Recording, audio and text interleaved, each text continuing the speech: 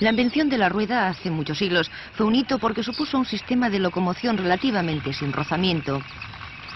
Por su propia naturaleza, una vez que echa a rodar, la rueda sigue rodando.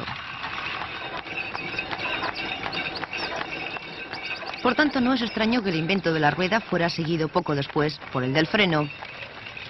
El principio es muy sencillo: hacer que una pieza fija haga presión contra la rueda móvil. Esto generaba un rozamiento que iba parando la rueda.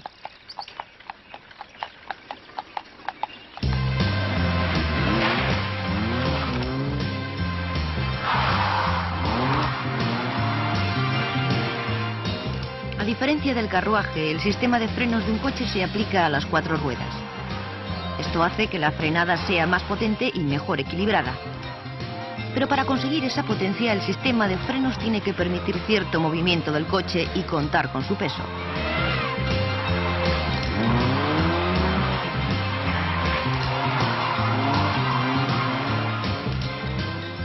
Como ya hemos visto al hablar de la suspensión, cuando un coche toma una curva, se balancea. Su peso se nota más en las 2 ruedas exteriores, desplazándose desde las interiores.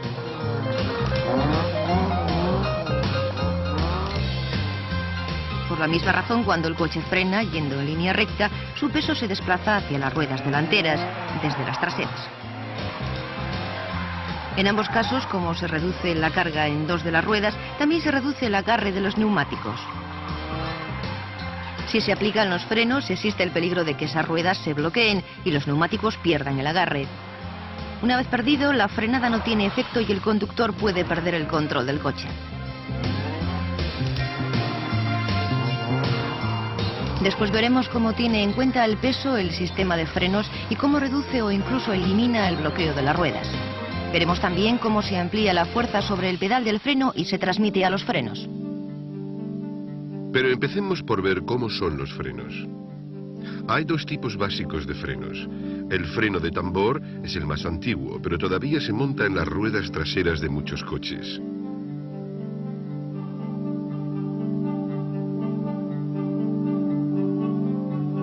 Un plato portazapatas va unido fuertemente al eje trasero. El plato no gira.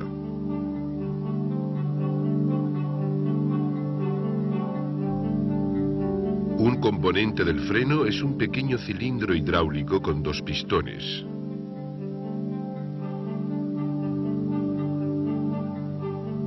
Va montado en el plato.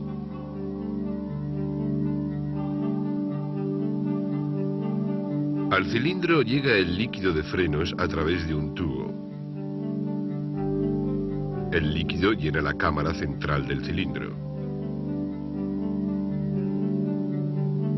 El freno lleva 2 zapatas, como medias lunas de metal con forros especiales, colocadas también en el plato, una a cada lado del cilindro hidráulico.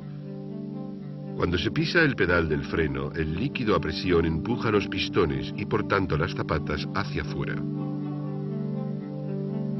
Al soltar suelta el pedal, unos muelles devuelven las zapatas a su posición original. El tambor del freno tiene un eje central que en este caso va atornillado al plato. El tambor encaja alrededor de las zapatas. También en este caso, la rueda se coloca en los vástagos del tambor y el eje permite que el tambor y la rueda giren. Cuando se pisa el freno, los pistones hidráulicos empujan las zapatas contra la superficie interior del tambor, frenando tanto el tambor como la rueda. Los frenos de tambor tienen una limitación. El calor que se genera en su interior no tiene fácil salida. Muchas frenadas pueden hacer que el freno se caliente y patine. Debido a ello, aunque se pueden montar frenos de tambor en las ruedas delanteras de los vehículos pesados, no se suelen montar en esta posición en los coches modernos. En su lugar se usan frenos parecidos a los de la bici. Cuando un ciclista frena, 2 pastillas, una a cada lado de la llanta, la oprimen y la fricción que producen frenan la rueda. Como las pastillas y las ruedas van al aire, el calor que se genera, aunque es muy poco comparado con un coche, se disipa rápidamente.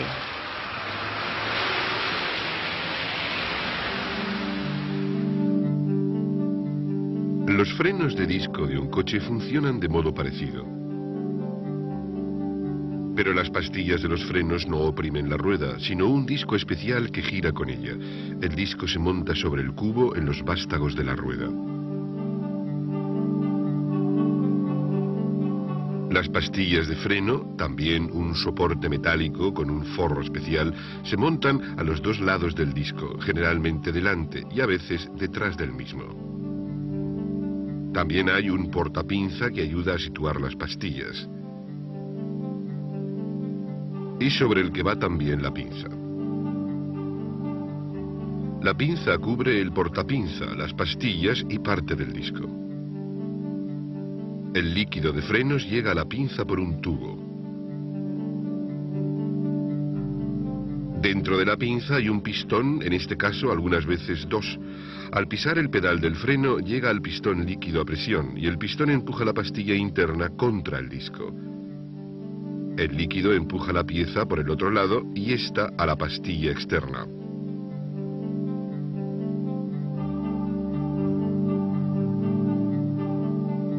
Aunque la rueda va montada cerca del disco, este está expuesto al aire para disipar el calor generado en la frenada, de modo que es menos probable que se caliente y tenga efectos negativos sobre la frenada cuando el coche va a gran velocidad.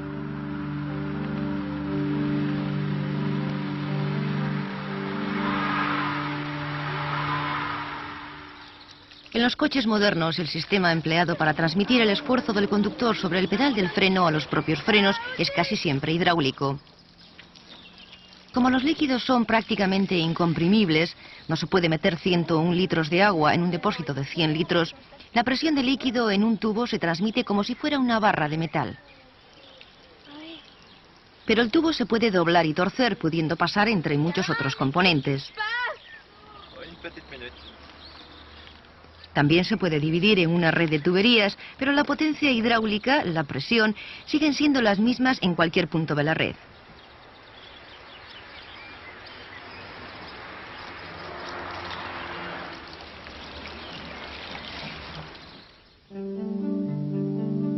En un coche, lo esencial del sistema hidráulico de frenos es un cilindro maestro y un depósito de líquido.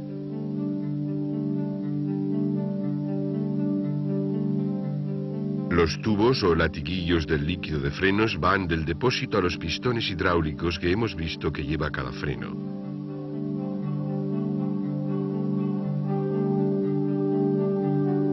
Pero el sistema tiene más cosas que el cilindro maestro y los latiguillos.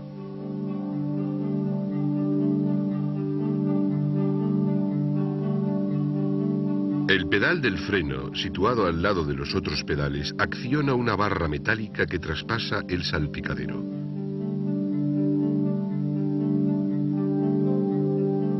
Esta barra puede ir directamente al cilindro maestro o accionar un empujador, dependiendo de la posición del cilindro.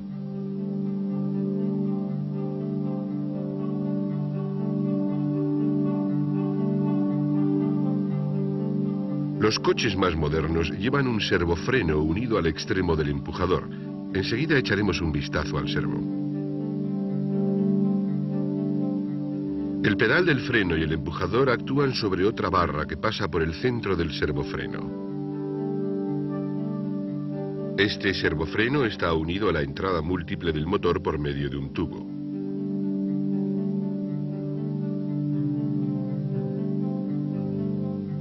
En este caso, el cilindro maestro va unido a esta barra y a la tapa externa del servo. Los latiguillos del freno salen directamente del cilindro maestro.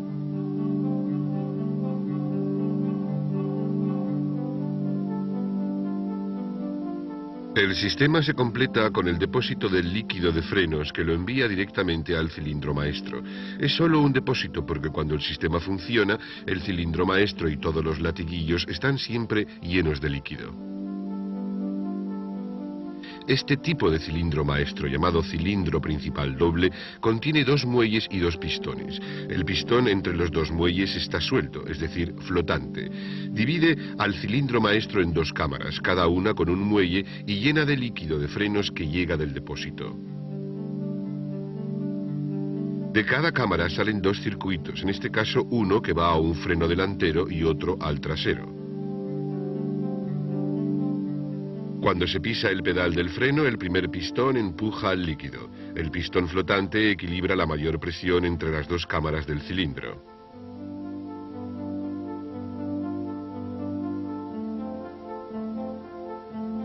Esta presión se transmite a través del líquido de cada circuito hasta el pistón de cada freno.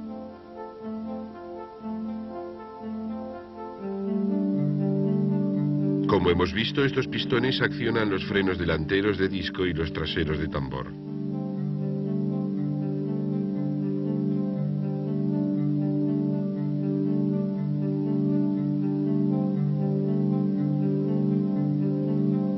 No todos los cilindros maestros son exactamente como este. En algunos casos, el cilindro solo tiene una cámara para los 4 frenos. Pero los sistemas más modernos son todos dobles, como medida de seguridad.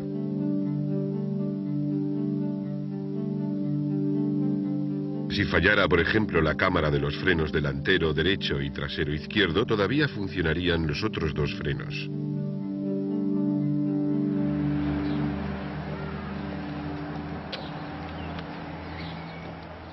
La fuerza que llega finalmente a cada pastilla o zapata depende de varios factores.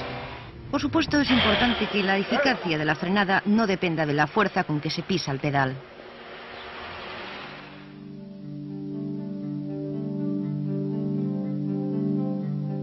En primer lugar, la fuerza que hace el conductor es aumentada por la acción de palanca del pedal del freno.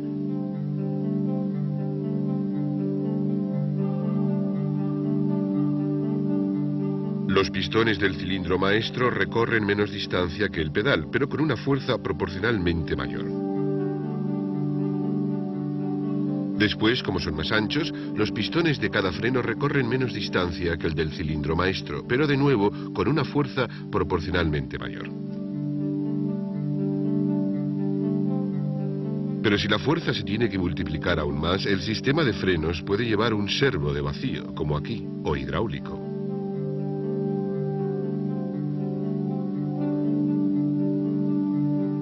La cámara redonda del servo es en realidad 2 cámaras independientes divididas por un diafragma, una placa hermética pero móvil.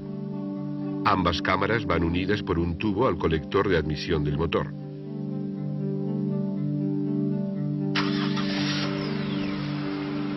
Cuando el motor está en marcha, absorbe aire por ese tubo y crea un vacío en cada cámara.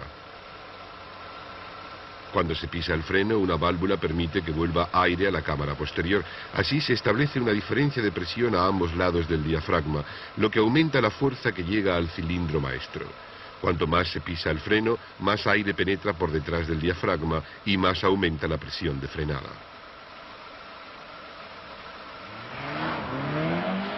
Como ya hemos visto antes, para que sea más eficaz, un sistema de frenos requiere algún tipo de compensación del desplazamiento del peso del coche sobre las ruedas.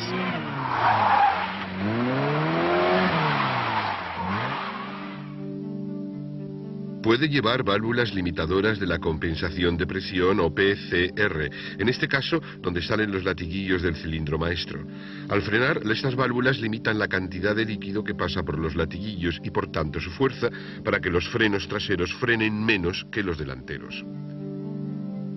Otra forma de acción compensadora sobre los frenos traseros es la válvula repartidora de la carga.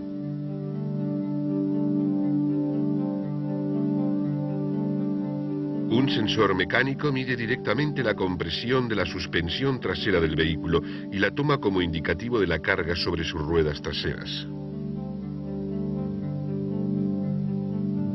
El brazo del sensor actúa directamente sobre la válvula repartidora. En su camino hacia los frenos traseros, el líquido que sale del cilindro maestro y por tanto la presión de frenada pasa por la válvula.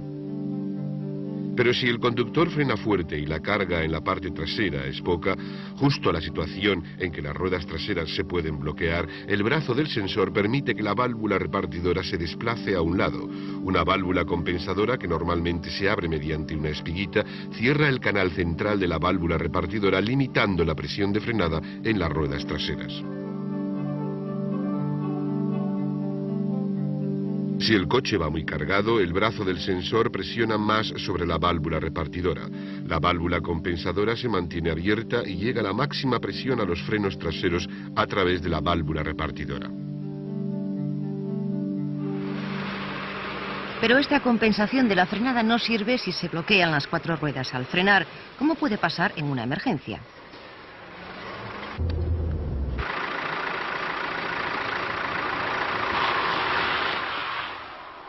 En una carretera ligeramente húmeda, un fuerte pisotón en el pedal del freno bloqueará casi seguro las 4 ruedas.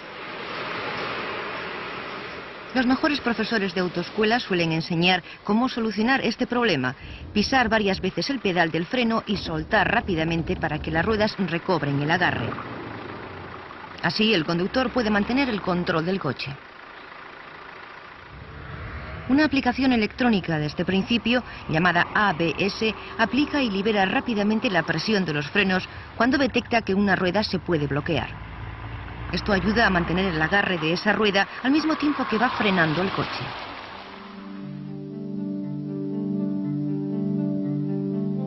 Hay distintos sistemas antibloqueo, unos que actúan sobre las ruedas delanteras y otros sobre las 4, pero todos son similares en su diseño y componentes.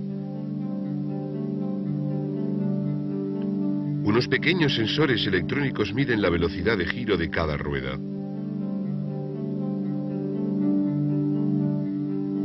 Están situados cerca de la rueda y cuentan los dientes de una rueda dentada montada en la mangueta.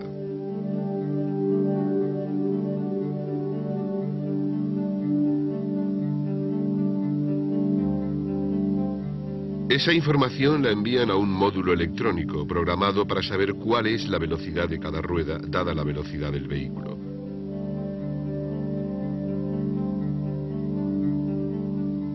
Algunos sistemas llevan un cuerpo o bloque de válvulas a través del cual se envía el líquido de frenos a cada freno. Estas válvulas van normalmente en el motor.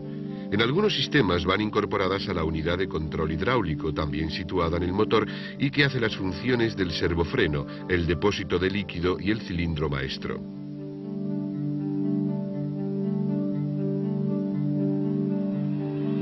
Con el coche en marcha, los sensores vigilan constantemente el giro de cada rueda y envían esa información al módulo. Si al frenar una rueda empieza a bloquearse, la señal que envía el sensor cambia. El módulo lo detecta, manda inmediatamente una señal a la unidad de control hidráulico que quita presión al freno de la rueda afectada a través del bloque de válvulas. Inmediatamente vuelve a aplicar presión y esta acción se repite hasta 12 veces por segundo, hasta que el módulo detecta que la rueda vuelve a girar a su velocidad normal, la misma que la de las otras ruedas. Si el sistema fallara, el conductor puede seguir frenando normalmente.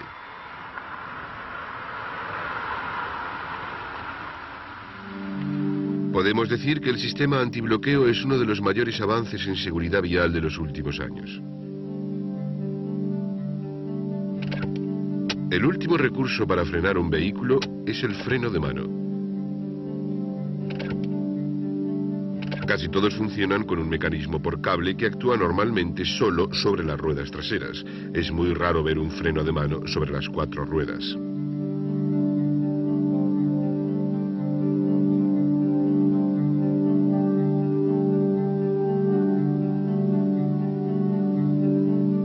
Cuando se tira de la palanca, el cable mueve un mecanismo de los frenos traseros que empuja las zapatas contra el tambor, evitando que las ruedas giren.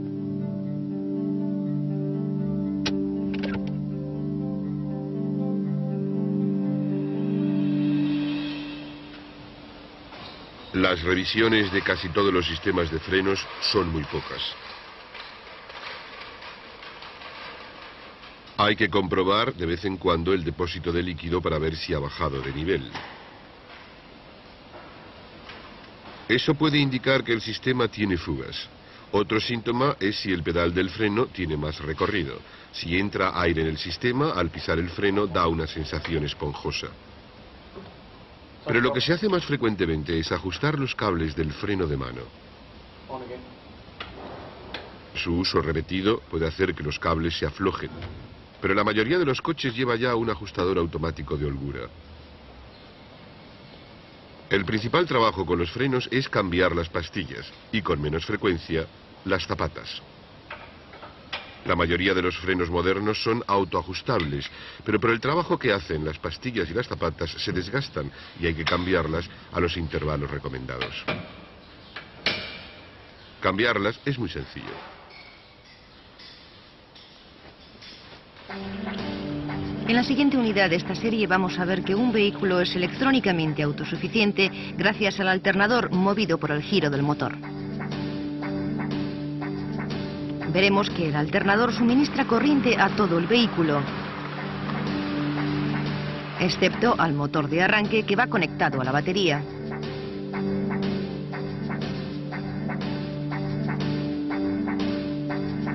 Además de ver cómo funciona, seguiremos un circuito eléctrico típico y veremos cómo está protegido en caso de avería.